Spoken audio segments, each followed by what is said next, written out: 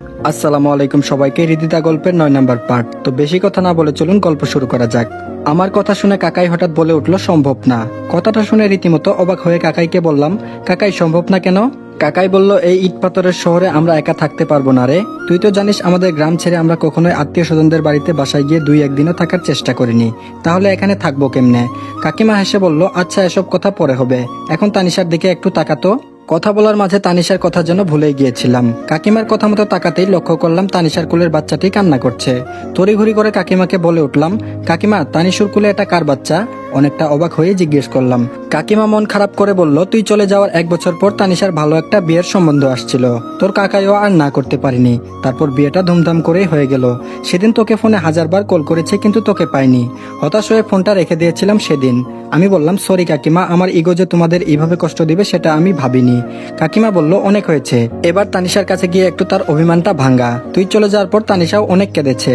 আমি বললাম, আচ্ছা ঠিক আছে, তোমরা এখন ফ্রেশ হয়ে যাও, আমি বরং পেতনিটার রাগ ভাঙাই। কাকাই বলল, তুই পারিসও বটে। কাকাই কাকিমা হেসে হেসে ফ্রেশ হতে চলে গেল। আর এদিকে আমি তানিশার সামনে গিয়ে বললাম, কিরে পেতনি, বিয়ে করে ফেলেছিস তাহলে? তানিশা রেগে বলল, হ্যাঁ তো। আমি বললাম, আমার উপর রাগ করে আছিস মনে হয়। তানিশা বলল, এখন কেন কথা বলছিস? আমাকে তো ভুলেই গেছিস তুই। ভুলেই থাক, আর কথা বলতে হবে না আমার সঙ্গে। আমি বললাম, সরি রে, আমার চলে আসাতে যে তোদের উপর এতটা প্রভাব পড়বে সেটা আমি ভাবিনি। তাছাড়া তুই তো জানিস আমার আবার ইগো একটু বেশি। সে থেকে মনোভাব নিয়ে ফেলেছিলাম তোদের ওখানে আর যাবই না। তানিশা বলল, অতীতে যা কিছু হয়েছে সেটা দুর্ঘটনা ভেবে ভুলে যা এবং তোর লাইফটা গুছিয়ে দিতে পারবে এমন কাউকে ঘরে নিয়ে আসোই। আমি বললাম, কথাটা মন্দ বলিসনি, কিন্তু আমার ভালো লাগার মতো কাউকে পাচ্ছি না। তানিশা বলল, কেন, হৃদিতার কথা কি ভুলে গেছিস? তাকেই বউ করে ঘরে নে। আমার জানা মতে তুই ওকে অসম্ভব ভালোবাসিস। হঠাৎ তানিশার মুখে হৃদিতা নামটি আসবে তা কখনো আশা করিনি। এমনই হৃদিতার কথা শুনলে পায়ের রক্ত মাথায় উঠে যায়। আর ও বলছে হৃদিতাকে বউ করে ঘরে তুলতে। মেজাজটা নিমিশেই বিগড়ে গেল। তানিশার কথা শুনে আমার মেজাজটা আরো চটে গেল। নিজের রাগটা নিজের মাঝেই চেপে রাখলাম। আমার রাগান্বিত চেহারাটি দেখে তানিশা ভালো করে বুঝতে পারলো তার কথাটি বলা উচিত হয়নি। কিছুক্ষণ চুপ করে থাকার পর তানিশা শান্ত গলায় বলল, দেখ, আগে যা কিছু হয়েছে সেটা ভুলে যা। সেটা তো হৃদিতার তোকে জেনে বুঝে করেনি। তোদের মাঝে দুর্জয় যে মাস্টার প্ল্যান করবে সেটা তো হৃদিতা জানতো না। তাহলে হয়তো তোদের ব্যাপারটা এমন হতো না। আমি বললাম, এখন হৃদিতার কথা না বললেই খুশি হব। তাছাড়া হৃদিতাকে নিয়ে আমার বিন্দুমাত্র আগ্রহ কিংবা অনুভূতি নেই। যেদিন গ্রাম থেকে ঢাকায় আসছি সেদিনই আমার মন থেকে হৃদিতার নামটা একদম মুছে ফেলেছি। এখন চাইলেও সেটা সম্ভব না।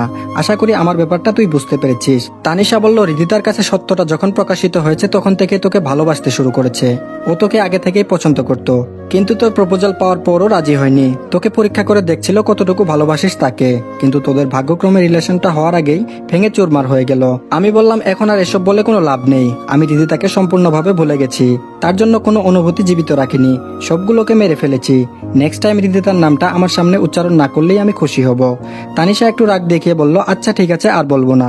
কিন্তু তোর ভাগ্নেকে এই প্রথম দেখলি ওকে কিছু গিফট করবি না? আমি বললাম, এই সেরেছে। ভাগ্নের কথা তো আমি ভুলেই গিয়েছিলাম। চলতো আজ ভাগ্নের জন্য দোকানটাই নিয়ে আসবো। আমার একটা মাত্র ভাগ্নে, তার জন্য অল্প খেলনা দিয়ে কিছুই হবে না। খেলনার পুরো দোকানটাই তার লাগবে। কি মামা, লাগবে তো? আজকের দিনটাতে অনেক ভালো লাগা কাজ করছে, কেননা এত বছর পর কাকাই কাকিমা আর তানিশাকে দেখলাম। এর মধ্যে তানিশার বিয়েও হয়ে গেছে সেটা আমি জানতাম না। কিন্তু আজ তানিশা তার ছেলেকে নিয়ে আমার সামনে আসছে। আল্লাহ রহমতে ইতিমধ্যে মামাও হয়েছি, এর চেয়ে আর খুশির বিষয় কি হতে পারে? একটা সময় তানিশার উপরও রাগ হতো, কিন্তু আজ ভাগ্নিকে সাথে দেখে সেটা নিমিষেই গুলিয়ে ফেলেছি। যাই হোক, এখন আর তাদের উপর কোনো রাগ অভিমান কিছুই নেই। উল্টো তারা আমার উপর রেগে আছে, সেটা আমি সহজেই কন্ট্রোল করে ফেলেছি। এখন বলতে পারেন আমার সম্পূর্ণ একটা পরিবার সংগঠন হয়েছে। কিছুদিন আগেও নিজেকে একাকিত্ব হিসেবে নির্ধারিত করেছি, কিন্তু এখন আর আমি একা নই। এখন আমার পাশে কাকাই কাকিমা, তানিশা ও তার ছেলে নিলয়। বয়স মাত্র 2 বছর হবে হয়তো। সব দিক ভালোই চলছে। কাকায়ের কথা মতো গ্রামে চলে আসলাম, কিন্তু হৃদিতা আমাকে পাবার জন্য একটু বেশি পাগলামি করছে। গ্রামে অনেকদিন পর আসায় বন্ধুদের ভালোবাসা একটু বেড়েই চলেছে। তো কলেজে ফ্রেন্ডের সঙ্গে আড্ডা শেষে চলে আসতে যাব, মাঝ রাস্তায় হৃদিতাকে দেখবো তা কখনো আশা করিনি। তো আমি আমার মতো বাইক চালাচ্ছি, হঠাৎ হৃদিতা আমার বাইকের সামনে এসে হাত বাড়িয়ে দাঁড়ালো। অ্যাক্সিডেন্ট হওয়ার অবস্থা দেখে বাইক দ্রুত ব্রেক করে ফেললাম এবং রেগে গিয়ে বললাম, এই তোমার কি সমস্যা? একটুর জন্য তো আজ বেঁচে গেলে। ভাগ্য ভালো বাইকের ব্রেক সিস্টেমটা ভালো ছিল, নয়তো আজ ওপারে চলে যেতে। হৃদিতা বলল, আমি তো মরতেই চাই। আমি বললাম, মরলে অন্য কোথাও গিয়ে মরো, আমার বাইকের সামনে কেন মরতে যাবে? হৃদিতা বলল, ভালোবাসার মানুষের কাছে মৃত্যুবরণ করার সৌভাগ্য সবার হয় না, তাই তো তোমার বাইকের সামনে দাঁড়ালাম। বাঁচালে কেন, মেরে ফেলতে আমাকে? আমি বললাম তোমার মাথার তার সব ছুটে গেছে নাকি, ভালো একটা ডাক্তার দেখাও। রিদিতা বলল ডাক্তারে কাজ হবে না, তুমি আমার পাশে থাকলেই হবে। আমি বললাম সামনে থেকে সরে যাও প্লিজ, আমার কিন্তু এখন মন মেজাজ বিগড়ে যাচ্ছে তোমার এসব কথা শুনে। রিদিতা বলল এত রাগ দেখাচ্ছ কেন, আমি তো তোমাকে দেখার জন্যই রাস্তায় দাঁড়িয়েছিলাম। আমি বললাম এসব করার মানে কি? রিদিতা বলল এসবের মানে একটাই, আমি তোমাকে অনেক বেশি ভালোবেসে ফেলেছি, কিন্তু তুমি আমাকে মেনে নিচ্ছ না কেন বলো তো? আমি বললাম কি আমাকে ভালোবেসে ফেলেছ? কথাটা শোনা মাত্রই পাগলের মতো হেসে উঠলাম। আমার এরকম হাসি দেখে রিদিতা অবাক হয়ে বলল আমি তো হাসার মতো কোনো কথা বলিনি, তাহলে হাসছো কেন?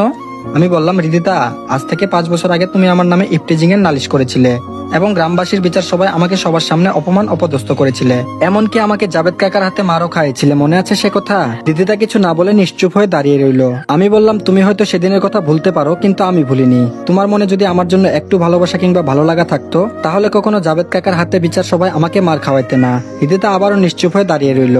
আমি আবারও বললাম আমাকে যখন সবার সামনে আঘাত করছিল, তখন তুমি কি একবারের জন্য বলেছিলে যে যা হবার হয়েছে, আপনারা ওকে মারা বাদ দিন? সেদিন তো একথাও বলনি, আজ কেন বলছো আমাকে ভালোবাসো? ভালোবাসা কখনো অন্যায় করার পর কিংবা অনুশোচনা থেকে জন্ম নেয় না। নেক্সট টাইম আমার সামনে এই ভালোবাসার কোনো কথা বলবা না। একটা সময় হয়তো তোমাকে অনেক ভালোবাসতাম, বর্তমানে তা আর নেই। এখন তোমার মাথা থেকে এসব চিন্তা ঝেড়ে ফেলে দাও, অন্য কোনো ছেলের পিছনে সময় দাও, সে তোমার রূপ দেখে নিমিশেই পটে যাবে। রিদিতা বলল এখন এসব বলে আমাকে আর কষ্ট দিও না প্লিজ। 5টা বছর আমি অনুতপ্তের আগুনে জ্বলে পুড়ে ছাই হয়েছি, এখন এসব কথা শুনে নিজেকে কেন জানি শেষ করে দিতে মন চাচ্ছে।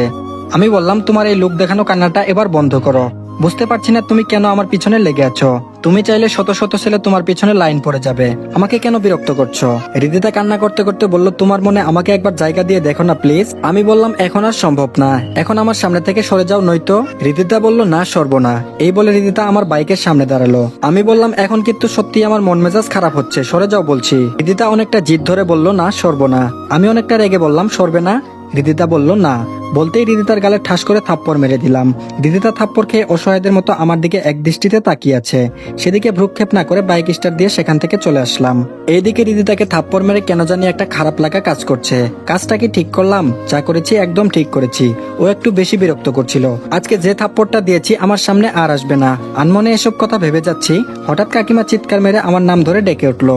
কাকিমার চিৎকার শুনে দ্রুত নিচে নেমে কাকিমাকে বললাম কাকিমা আমাকে এভাবে ডাকছো কেন? কাকিমা ভয়ে ভয়ে বলল বাবা একটা অঘটন ঘটে গেছে। বললাম কি অঘটন ঘটে গেছে? কাকিমা ভয়ে চুপসে গিয়ে বলল শফিকের মেয়ে রিদিতা কিছুক্ষণ আগে বিষ খেয়ে ফেলেছে। কাকিমার কথা শোনা মাত্র পায়ের নিচে মাটি যেন সরে গেল। রিদিতা এইভাবে নিজেকে শেষ করতে পারে না, যদি ওর কিছু হয়ে যায় তাহলে নিজেকে কিভাবে ক্ষমা করব? না না, রিদিতা বিষ খেতে পারে না। কাকিমা হয়তো ভুল শুনেছে। কাপা কাপা সুরে কাকিমাকে বললাম কাকিমা তুমি যেটা বলছো সেটা হয়তো ভুল শুনেছো নিশ্চয়ই। কাকিমা আমার উপর একটু রেগে গিয়ে বলল এই তোর কি মাথা ঠিক আছে? পুরো এলাকাবাসী কথাটি জানাজানি হয়েছে, আর তুই বলছিস আমি ভুল শুনছি? বিশ্বাস না হলে রিদিতার বাড়িতে গিয়ে খবর নিয়ে দেখ, তাহলেই সঠিক বুঝতে পারবি ভুল না সঠিক। আমি নিশ্চুপ হয়ে দাঁড়িয়ে রইলাম। কাকিমা আবার বলল সত্যি যদি রিদিতার কিছু হয়ে যায় তাহলে তার বাবা মা কেমনে বাঁচবে? কেন যে বিষ খেতে গেল? আল্লাহ একবারের মতো মেয়েটাকে বাঁচিয়ে দাও। আমি বললাম কাকিমা রিদিতা আমার জন্য বিষ খেয়ে ফেলেছে। মুখ ফুসকে কথাটি বলে ফেললাম। তারপর কাকিমা বলল কি রিদিতা তোর জন্য বিষ খেয়েছে? এই ছেলে বিষ খাওয়ার মানেটা কি বুঝিস? ও তোর জন্য কেন বিষ খেতে যাবে? তারপর আমি বললাম শুনো তাহলে। বেশ সকালের থাপ্পড় মারার ঘটনাটি বলে ফেললাম। কাকিমা আমার কথা শুনে মাথায় হাত রেখে বলল এ কি বলছিস? এখন তো দেখছি এর সম্পূর্ণ দোষ তোর হবে। রিদিতা যদি সুইসাইড নোটে তোর নামটি উল্লেখ করে রাখে তাহলে তো হিতের বিপরীত হতে পারে। কাকিমার সঙ্গে এসব কথা বলতেই হঠাৎ শফিক সাহেব কান্না করে আমাদের বাসায় এসে বলল বাবা তুমি আমার মেয়ের জীবনটাকে বাঁচাও প্লিজ। আমি বললাম আমি আপনার মেয়ের জীবন কিভাবে বাঁচাবো? শফিক সাহেব বলল তুমি জলদি আমার সঙ্গে হাসপাতালে চলো, তাহলে বুঝতে পারবে। আমি বললাম হ্যাঁ চলুন। তারপর রিদিতার বাবার সঙ্গে হাসপাতালে চলে গেলাম। রিদিতাকে যে রুমে রাখা হয়েছে সে রুমে যেতে কান্নাকাতির আওয়াজ হৃদয়ে যেন রক্তক্ষরণ হতে লাগলো।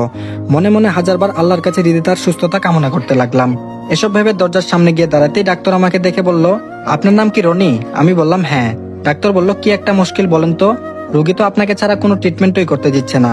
তার একটা কথা, আপনাকে না দেখে সে কোনো ট্রিটমেন্ট নিবে না, দরকার পড়লে মরে যাবে, তারপরে সে কোনো ট্রিটমেন্ট নিবে না। বলেন তো এ সময় কি তার এরকম জিত মানায়? এরকম করলে তো মরেই যাবে, তা হতে দেওয়া যাবে না। ডাক্তার আপনি চলুন, রিদিতাকে আমি বুঝিয়ে বলছি। ডাক্তার বলল হ্যাঁ চলুন। তারপর কেবিনে গিয়ে লক্ষ্য করলাম ডাক্তার রিদিতাকে মেডিসিন দিতে যাচ্ছে, কিন্তু ডাক্তারের দেওয়া মেডিসিন গুলো বারবার হাত থেকে সরিয়ে দিচ্ছে রিদিতা। এই দৃশ্য দেখে দ্রুত রিদিতার হাত চেপে ধরে বললাম রিদিতা প্লিজ একবার পাগলামিটা বন্ধ করো। রিদিতা বলল ওহ তুমি তাহলে আসছো, এখন আমার বাঁচা মরা সব তোমার হাতে। বলো তুমি কি আমাকে চাও নাকি আমার লাশটা চাও? কোনটা চাও বলো। আমি কোনো কিছু না ভেবেই বললাম, আমি তোমাকে চাই, তোমার লাশ নই। হৃদিতা আমার কথা শুনে শুকনো একটা হাসি দিয়ে ডাক্তারকে বলল, ডাক্তার এখন আপনার ট্রিটমেন্ট শুরু করতে পারেন। তারপর হৃদিতাকে কেবিনে রেখে ডাক্তার বাহিরে যেতে বলল। হৃদিতার বাবা মা বাহিরে চলে আসলো, তাদের সঙ্গে আমিও বের হলাম। এইদিকে হৃদিতার বাবা মা অবিরাম কান্নাকাটি করেই চলেছে। নিজের কাছে কেমন জানি অপরাধবোধ কাজ করছে। হৃদিতা এমনিতে আমার জন্য পাগল ছিল। আজ সকালে ওকে ওসব কথা না বললে হয়তো এমনটা হতো না। সবটাই হয়েছে আমার জন্য। এখন হৃদিতার বাবা মার সামনে দাঁড়িয়ে কি বলবো সে ভাষা যেন হারিয়ে ফেলেছি। নিজেকে বড্ড অপরাধী মনে হচ্ছে। কোনো কথা না বলে দাঁড়িয়ে আছি, হঠাৎ হৃদিতার মা আমার সামনে এসে বলতে লাগলো, বাবা আমার মেয়েটা তিলে তিলে যে শেষ হয়ে যাচ্ছে সেটা আমরা তার বাবা মা হয়ে কিভাবে সহ্য করব বলো তো। আমি তার কোনো কথার উত্তর দিতে পারলাম না। তারপর তিনি আবার বললেন, বাবা তুমি হয়তো জানো না, আমার মেয়েটা রোজ রাতে তোমার জন্য কান্না করে। যদি কখনো তার রুমে হুট করে যেতাম তখন হৃদিতার কান্না করার বিষয়টা খুব সহজেই ধরে ফেলতাম। তখন আমার মেয়েটাকে বোঝাতাম যা হবার তা তো হয়েছেই, সেটা এখন দুর্ঘটনা মনে করে সব ভুলে যা। কিন্তু ও সব কিছুই ভুলতে পারেনি। যখন তোমাকে আমার ভাতিজি মিথিলার বিয়েতে সপরিবারে দেখলাম তখন একটা কথা ভেবে আনন্দিত হয়েছিলাম। ভেবেছিলাম তোমার দেখা যখন মিলেই গেছে এখন আমার মেয়ে আর কোনো কিছু ভেবে কষ্ট পাবে না। কিন্তু ও যখন তোমার ইগোটা দেখলো তখন থেকেই তার পাগলামিটা বেড়েই চলেছে। আজ যে বিষ খেয়ে ফেলবে তা আমরা কখনো দুঃস্বপ্নেও কল্পনা করতে পারিনি। তার কথাগুলো শুনে আমি কিছু না বলে আবারও নিশ্চুপ হয়ে রইলাম। হৃদিতার মা আমাকে জিজ্ঞেস করে বলল, বাবা তুমি কি আমার মেয়েটাকে ভালোবাসতে পারবে না? হৃদিতার মার কথা শুনে এই মুহূর্তে কি বলবো, আমার ভাষা যেন একদম হারিয়ে ফেলেছি এরকম অবস্থা। আমার নিশ্চুপ থাকা দেখে হৃদিতার বাবা বলল, থাক না হৃদিতার মা, বাদ দাও এসব কথা। হৃদিতার মা বলল, তুমি চুপ করো, তোমার সঙ্গে আমার কোনো কথা নেই। আজ মেয়েটা বিষ খেয়েছে, কাল যদি আমাদের অগোচরে কোনোভাবে সুইসাইড করার চেষ্টা করে তখন তাকে কিভাবে ফিরাবো? হৃদিতার মার এরকম কথা শুনে শফিক সাহেব একটু চুপ হয়ে গেলেন। তারপর হৃদিতার মা জিজ্ঞাসা দৃষ্টিতে বলল, বাবা তুমি এখন বলো আমার মেয়েটাকে কি আপন করে নিতে পারবে না? আমি বললাম, আন্টি আমি আসলে। এটুকু বলতেই কাকিমা আর তানিশা এসে বলল, হৃদিতার কি অবস্থা? হৃদিতার মা বলল, ট্রিটমেন্ট চলছে এখনো। হৃদিতার মা কাকিমাকে অনুরোধ করে বলল, ভাবি আপনাকে একটা অনুরোধ করবো, রাখবেন? কাকিমা বলল, হ্যাঁ নিশ্চয়ই রাখবো, আপনি বলুন। তারপর হৃদিতার মা বলল, ভাবি আপনি কি আমার মেয়েটাকে আপনার ছেলের বউ করে ঘরে নিয়ে যেতে পারবেন না? কাকিমা নিশ্চুপ হয়ে দাঁড়িয়ে রইল। হৃদিতার মা আবার বলল, আমি আমার মেয়েটাকে অকালে হারাতে চাই না। দেখুন আজ বিষ খেয়ে ফেলেছে, কাল যদি অন্য কোনো ভাবে সুইসাইড করে তাহলে আমরা ওকে কেমনে বাঁচাবো বলুন? হৃদিতার মার কথা শুনে কাকিমা কি জবাব দিবেন তার ভাষা হারিয়ে ফেলেছেন। হৃদিতার মা আবার বলল, ভাবি প্লিজ আপনি চুপ করে থাকবেন না, আপনি একবার আমার মনের অবস্থা বোঝার চেষ্টা করুন। আপনি যদি একবার রনিকে বুঝিয়ে বলেন তো ও নিশ্চয়ই আপনার কথা রাখবে। কাকিমা বলল, আচ্ছা ঠিক আছে, হৃদিতাকে আমার ঘরে বউ করে নিয়ে যাব, তার আগে হৃদিতা তো সুস্থ হোক। হৃদিতার মা বলল, ভাবি আপনাকে যে কি বলে ধন্যবাদ দিব। কাকিমা বলল, একই বলছেন ভাবি, হৃদিতা মামি তো দেখতে শুনতে আলহামদুলিল্লাহ ভালোই, তাছাড়া রনিও তো ওকে ভালোবাসতো। তাদের মাঝে একটা দুর্ঘটনায় সব শেষ হয়ে গেছে। আমি বিষয়টি দেখছি, আপনি টেনশন করিয়েন না প্লিজ। আজ এমন একটা পরিস্থিতি আমাকে মোকাবেলা করতে হবে তার দুঃস্বপ্নেও কখনো কল্পনা করিনি, কিন্তু সেটার মোকাবেলা আজ করতে হচ্ছে। হৃদিতা যে আমাকে এতটা ভালোবাসতো তা আগে কখনো বিশ্বাস করতাম না। ভাবতাম আমার চোখের সামনে যেসব করছে সেটা অভিনয় মাত্র, কিন্তু আজ যেটা করলো সেটা তো অভিনয় হতে পারে না। নিজের জীবন থেকে তো মূল্যবান অন্য কিছু হতে পারে না। হৃদিতা আমার জন্য জীবন দিতেও রাজি। অতীতের যা কিছু হয়েছে সেটা এখন ভেবে থাকা যাবে না। হিতে বিপরীত কিছু হতে পারে, তার থেকে হৃদিতাকে মেনে নেওয়াই উত্তম। এসব আনমনে ভেবে যাচ্ছি, হঠাৎ কাঁধে কারো স্পর্শে পেছন ফিরে লক্ষ্য করলাম কাকিমা। কাকিমা বলল, বাবা হৃদিতাকে মেনে নে, মেয়েটা তোকে সত্যিই ভালোবাসে। তার বাবা মার দিকে একবার তাকিয়ে দেখ, তারা আজ খুব অসহায় তাদের মেয়ের জন্য। এমন অবস্থায় তাদের কথা ফিরানো উচিত হবে না। আমি নিশ্চুপ হয়ে দাঁড়িয়ে রইলাম। কাকিমা আবার বলল, বাবা এই অবস্থায় আর রাগ করে থাকিস না, হৃদিতাকে মেনে নে। আমি বললাম, আচ্ছা ঠিক আছে, তোমাদের যা ভালো মনে হবে তাই করো, এতে আমার কোনো দ্বিমত নেই। এসব আলোচনা করতে ওপাশ থেকে হঠাৎ হৃদিতার বাবার কান্নার আওয়াজ শোনা মাত্র কাকিমা আর আমি দ্রুত হৃদিতার কেবিনে গিয়ে যা দেখলাম